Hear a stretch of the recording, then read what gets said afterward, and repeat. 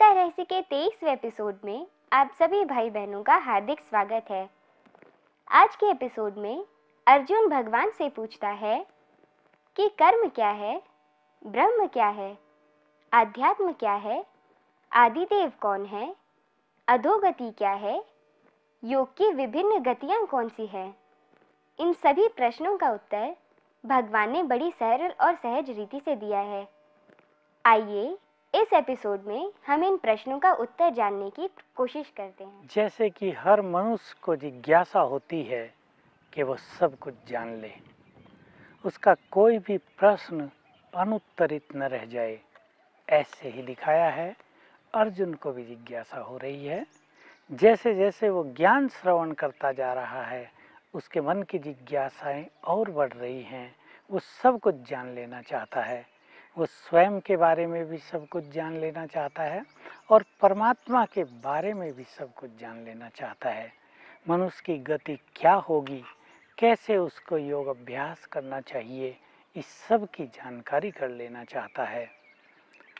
तो अर्जुन भगवान से प्रश्न करता है, हे भगवान, ब्रह्म क्या है, कर्म क्या है, आध्यात्म क्या है, अधिदेव क्या है और अधियज्ञ क्या है।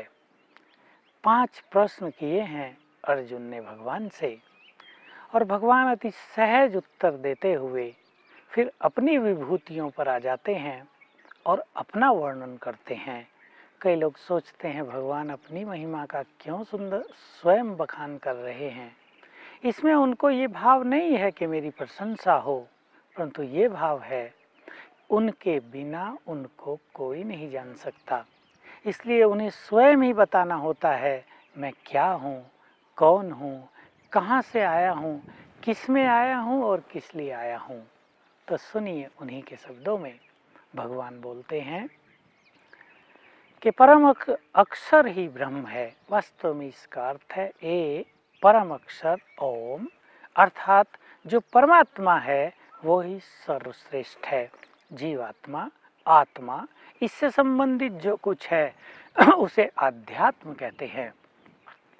ये मनुष्य आत्मा इन कर्मेंद्रियों के द्वारा जो कुछ करती है उसे कर्म कहते हैं। अधिदेव, जिसका एक सिंपल सा शब्द है आदिदेव, सबसे पहले का देव, प्रथम पुरुष, वो है प्रजापिता ब्रह्मा, जिसको सृष्टि का रचयिता माना जाता है। और भगवान कहते हैं इस देह में स्थित मैं ही अधियज्ञ हूँ। एक बहुत सुंदर रहस्य है यहाँ, क्योंकि प्रजापिता ब्रह्मा के मनुष्य तन में परमात्मा अवतरित होते हैं, उसके लिए ही वो कहते हैं इस देह में स्थित, इस देह में अवतरित मैं ही परम आत्मा हूँ, अधियज्ञ हूँ, सबका मूल हूँ। तो एक बहुत बड़ा रहस्य है कि परमात्मा जब इस सृष्टि पर आते हैं, क्योंकि वो अजन्मा है, वो जन्म मरण से परे है और अति सूक्ष्म है, ज्योति है, जिसकी चर्चा अगले श्लोकों में की गई है, उस पर हम आ रहे हैं। वो परमात्मा जो अति सूक्ष्म है, अपने दिव्य कार्य करने के लिए प्रजापिता ब्रह्मा के मनुष्य तन में ही प्रवेश करते हैं। तो प्रजापिता ब्रह्मा और निराकार परमात्मा दोनों मिलकर ही स्थापना का कार्य करते हैं। साकार में ब्रह्मा होते हैं और निराकार में परमात्मा महाज्योति। इसलिए लोगों ने प्रजापिता ब्रह्मा को भी सृष्टि का रचयिता मान लिया। लेकिन जैसा हम पहले भी कह आए हैं, सृष्टि ऐसी चीज है जिसमें से कुछ भी बनाना संभव नहीं है। पेड़ पौधे कोई बनाकर तो दिखाए, गाय का कोई निर्माण तो करे, मनुष्य का कोई हाथों से निर्माण किया जा सकता है क्या? मनुष्य का मनुष्य द्वारा ही निर्माण हो रहा है। तो प्रकृति सदा ही है और ये संसार भी सदा ही है। वास्तव में संसार भी अनादि है, अविनाशी है। न इसका कभी आदि था, न कभी इसका संपूर्ण अंत होता। ये तो चक्र चलता है सतयुग, त्रेता, द्वापर युग, कलयुग का। कलयुग के अंत में विनाश हो जाता है और विनाश भी संपूर्ण विनाश नहीं होता, उसमें बहुत सारे मनुष्य बच जाते हैं जिनसे नई सृष्टि प्रारंभ होती है, सतयुग प्रारंभ होता है और फिर ये चारों युगों का चक्र वैसे ही चलता रहता है। ये चक्र हूबहू रिपीट भी होता है, इसकी पुनरावृत्ति भी होती है। प्रजापिता ब्रह्मा के द्वारा तो परमात्मा कलयुग को सतयुग में बदलने का कार्य करते हैं, इसलिए उनको क्रिएटर, सृष्टि का बीज रूप कहा जाता है। परमात्मा बार बार कह रहे हैं कि हे अर्जुन, तुम निरंतर मेरी याद में स्थित हो जा, फिर युद्ध कर। ये युद्ध भी वास्तव में कोई स्थूल युद्ध नहीं है, ये युद्ध मन में होने वाला युद्ध है। आप सोच लें, भगवान जो सब संपूर्ण अहिंसा सिखाते हैं, वो भला युद्ध का आदेश कैसे देंगे? उन्होंने युद्ध का आदेश दिया है मन में होने वाले युद्ध के लिए, कि जो मनोविकारों से तुम्हारा युद्ध हो रहा है ये तुम निरंतर करते रहो, और यदि तुम मेरी याद में स्थित रहोगे तो विजय तुम्हारी ही होगी।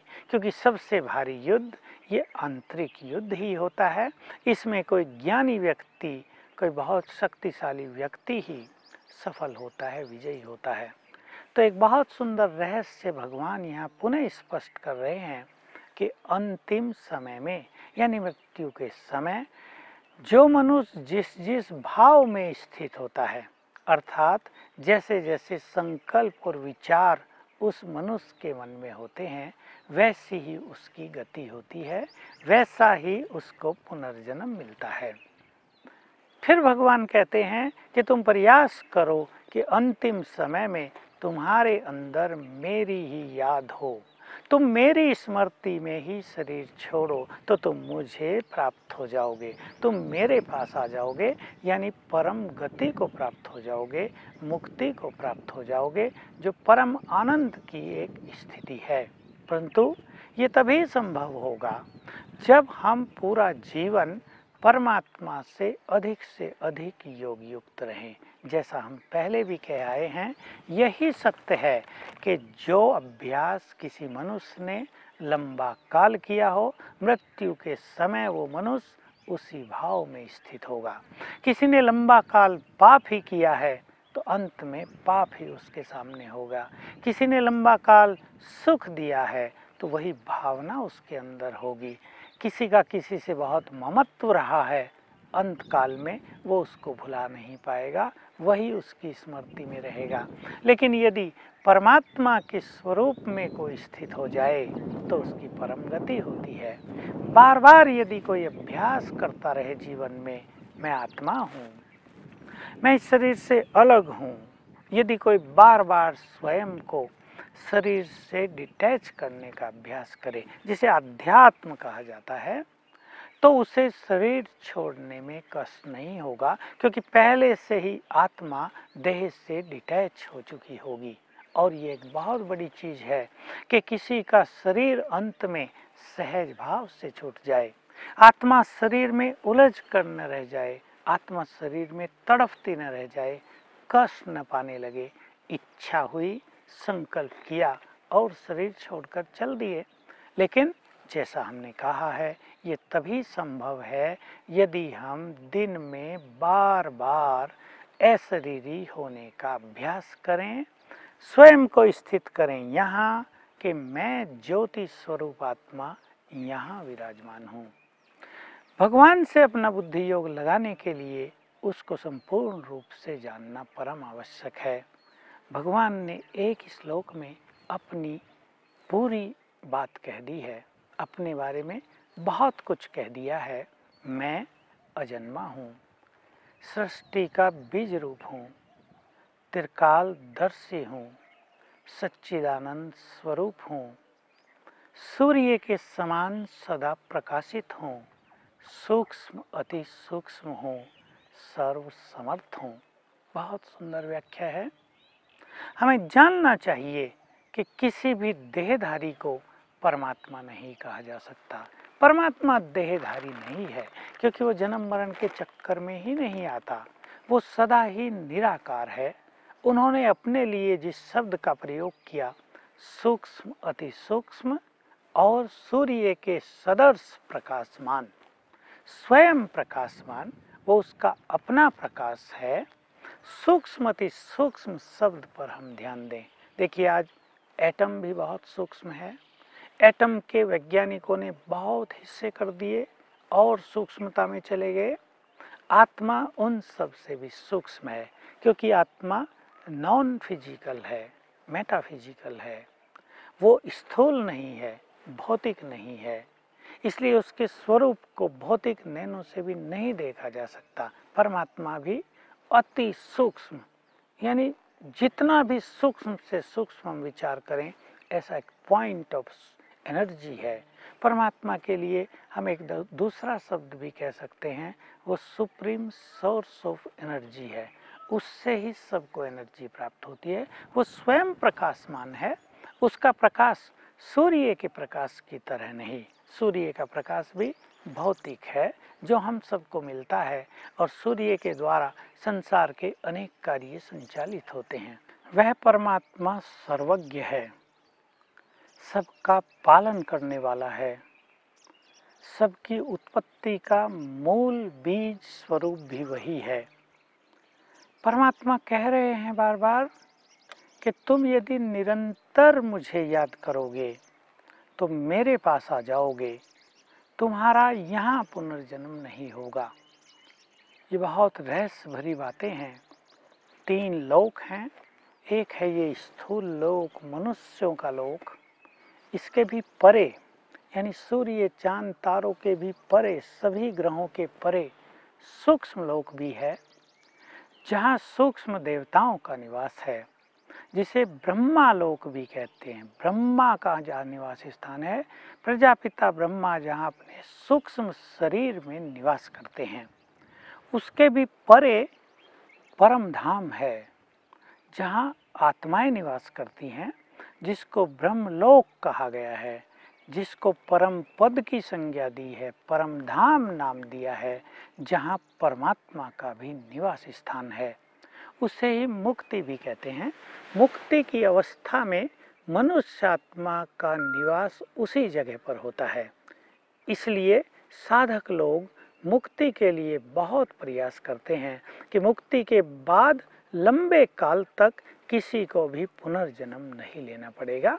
वैसे पुनर्जन्म लेना कोई बुरी चीज़ नहीं है। पुनर्जन्म तो मनुष्य आत्मा का सतयुग में भी होता है, जिसे स्वर्गिक दुनिया कहा जाता है, जीवन मुक्ति कहा जाता है, जहाँ जन्म लेकर सभी आत्माएं अपने देव स्वरूप में रहती हैं, जहाँ परम सुख है, संपूर्ण शांति है, कोई अप्राप्ति नहीं, कोई रोग शोक नहीं, कोई समस्या नहीं। ऐसा जीवन तो वास्तव में सर्वश्रेष्ठ कहा जाता है। इसे जीवन मुक्त कहते हैं, अर्थात जीवन में रहते हुए भी इन सभी नेगेटिव बातों से मनुष्य मुक्त रहता है।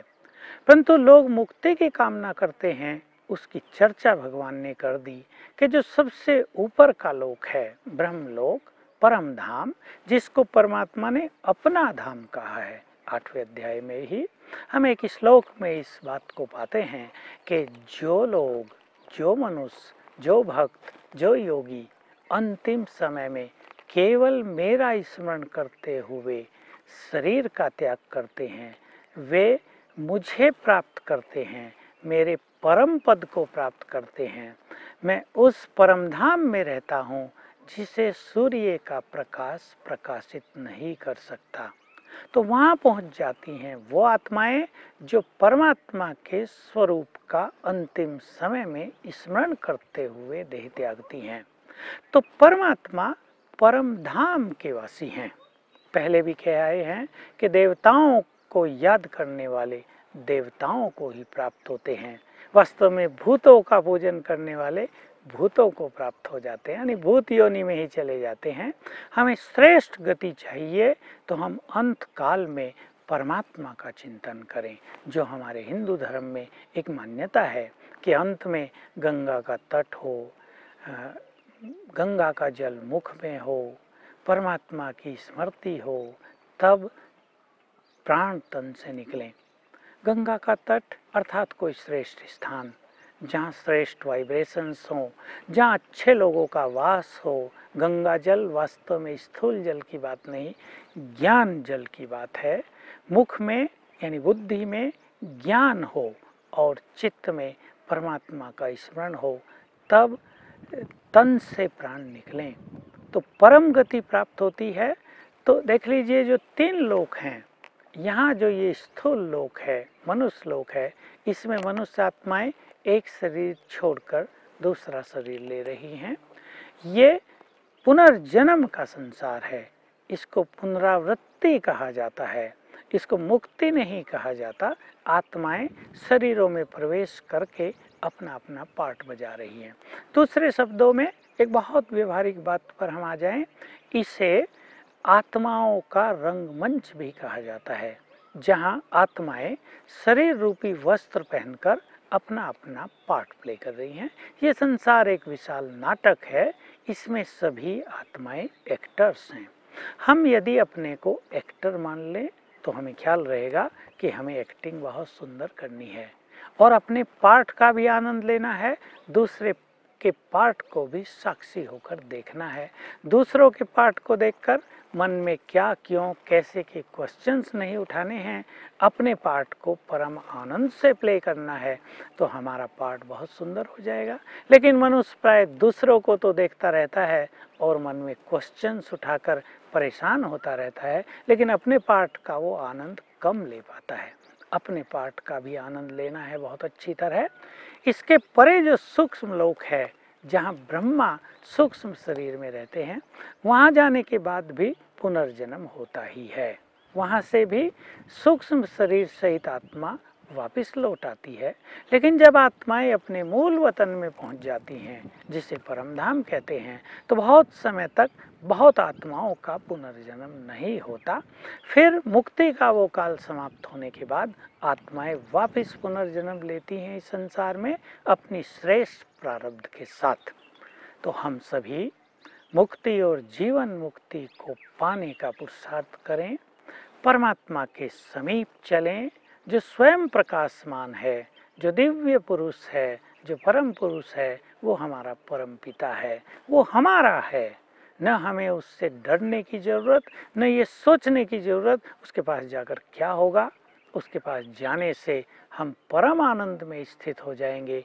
हमें ऐसा ही आभास होगा जैसे प्यार के सागर के पास हम प्यार के हिलोरे ले रही हैं आत्माएं, और हमें ऐसा अनंत परम सुख प्राप्त होगा जिसे प्राप्त करके हम पूर्णतया संतुष्ट हो जाएंगे।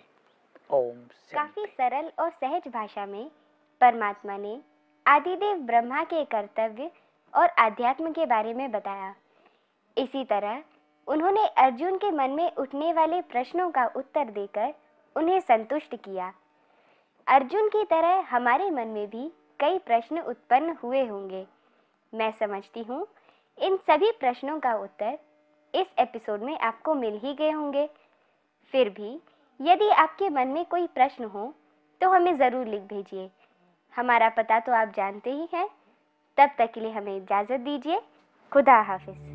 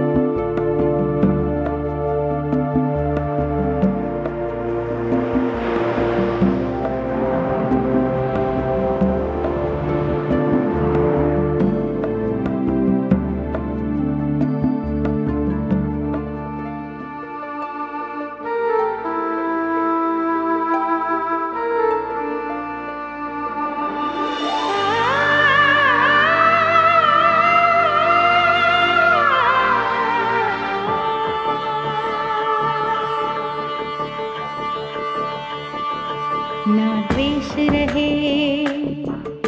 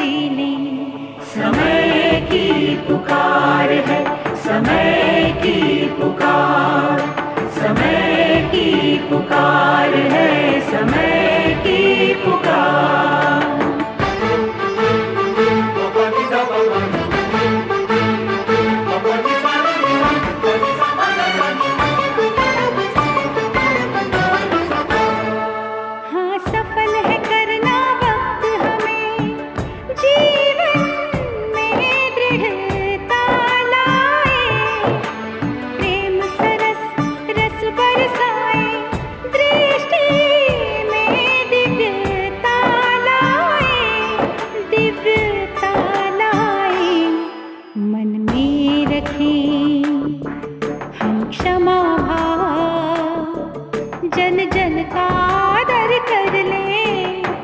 आओ इस संसार में सम्मानित जीवन जी लें, सम्मानित जीवन जी लें। समय की पुकार है, समय की पुकार, समय की पुकार है, समय की पुकार।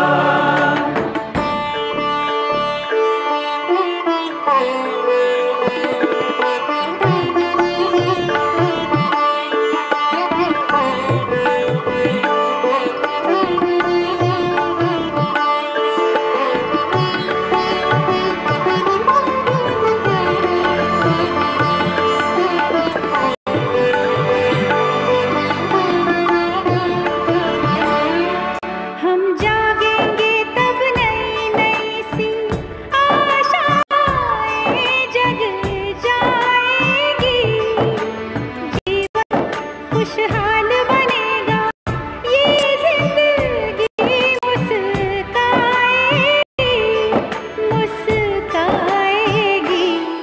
हम कर्मयोगी बन करके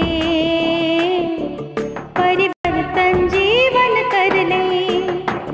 आओ इस संसार में सम्मानित जीवन जी लें, सम्मानित जीवन जी लें।